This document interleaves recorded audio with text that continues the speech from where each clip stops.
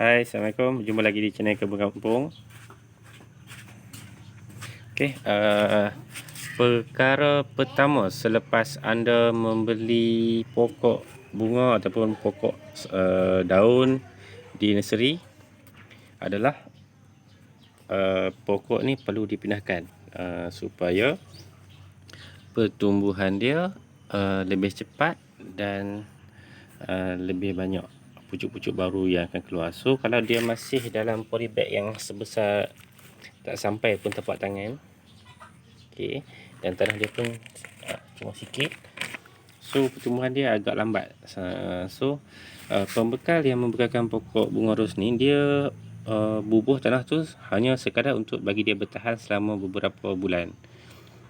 Pada sesuatu masa selepas nak ke nursery, kalau dia pakai pasu yang besar, tanah dia pun banyak, so dia dikatakan dia jadi rugi balik lah, sebab tanah dia lagi segala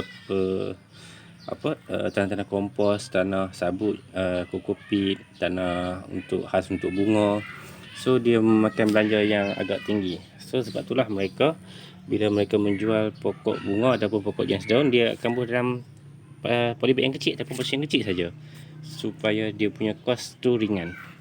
So kepada kita yang membeli di nursery, seeloknya lebih baik, lagi cepat lagi bagus untuk kita tukarkan ke pasu yang lebih besar macam ni. So lepas video ni saya akan tunjukkan macam mana perkembangan bunga ros yang dah saya pindahkan ke dalam pasu yang agak besar. Okey, jom kita pindahkan pokok bunga ros yang kita baru beli ni.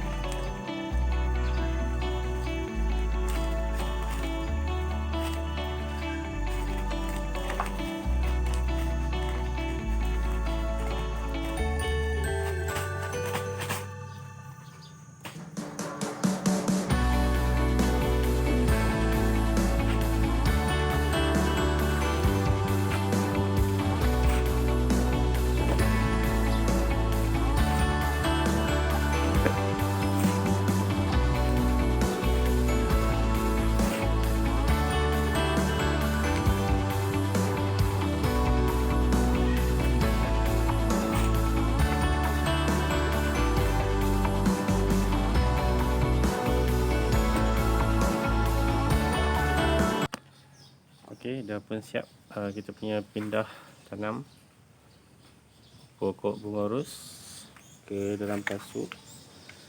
So kalau tuan-tuan tengok, pemindahan ataupun proses pemindahan yang saya buat ni hanya mengambil masa hanya beberapa minit saja. So cubalah sendiri di rumah kerana ia sangat mudah. Okey. So kalau kita tengok dekat sini banyak pucuk-pucuk baru yang akan keluar. Dia pun ada calon bunga ni, pucuk lagi. So mungkin lepas ni dia akan berkembang dengan lebih cepat. Jom kita review pokok yang kita dah pindah tanam baru-baru ni.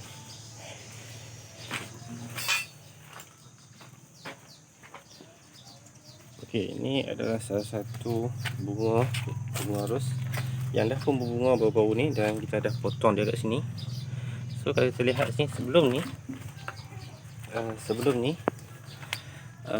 dia batang semua ni tak ada. Ni yang pucuk-pucuk ni semua tak ada.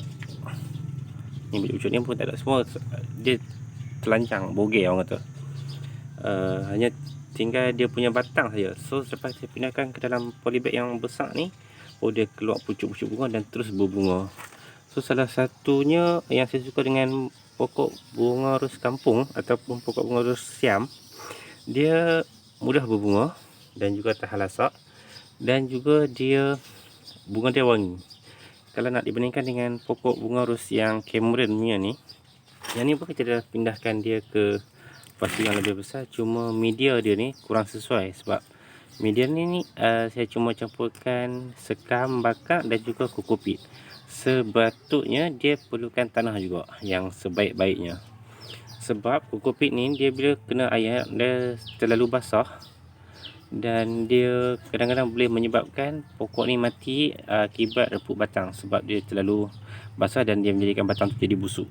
So ada kawan saya bagi tahu, dia kata kalau nak beli jangan beli bunga ros Cameron, sebab bila dia berbunga dia akan bunga sekali tu ya, sebab dia tak sesuai dengan cuaca kita yang sangat panas di dataran rendah ni.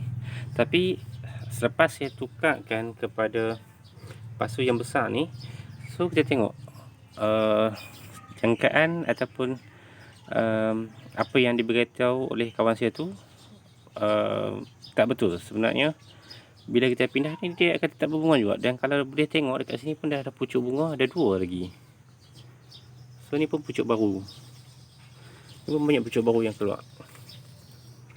So tanggapan saya meleset 100%, sebab saya menyangkakan okey, lepas dia bunga ni habislah, pakai buanglah pokok ni, mungkin dah tak ada peluang dah untuk dia hidup, sebab dia tak sesuai, sebab dataran kita ni terlalu panas. Tapi apa yang saya lihat sekarang ni, seperti pemindahan, banyak pucuk-pucuk bunga dah keluar, dan yang ni pun dah siap berbunga, dan yang ni pun dah keluar lagi calon bunga.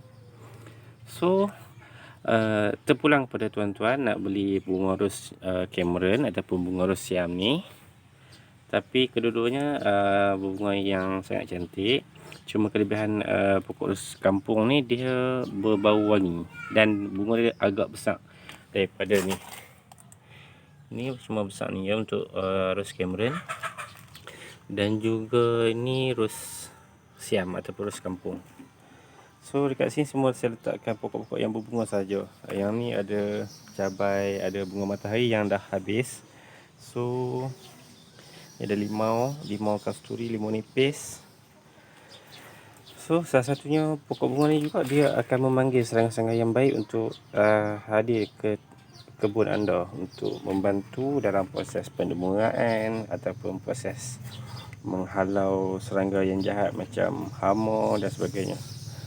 So semoga tuan-tuan puan-puan yang menyokong video kebun kampung, semoga dimurahkan rezeki dan dipanjangkan umur serta diberi kesihatan yang baik. Jangan lupa memberi sokongan kepada kebun kampung supaya lebih ramai lagi saya dapat berkongsi ilmu berkebun, tak kisah daripada bunga, pokok bunga-bunga ataupun sayur-sayuran hidroponik, supaya dapat memberi sedikit ilmu kepada yang mula ingin berkebun ataupun yang dah lama berkebun dan dapatkan skill yang baru. So jangan lupa tekan butang subscribe like, dan jika ini bermanfaat, share kepada rakan-rakan yang belum tahu. Okey, jumpa lagi di lain hari ataupun di lain episod. Bye bye.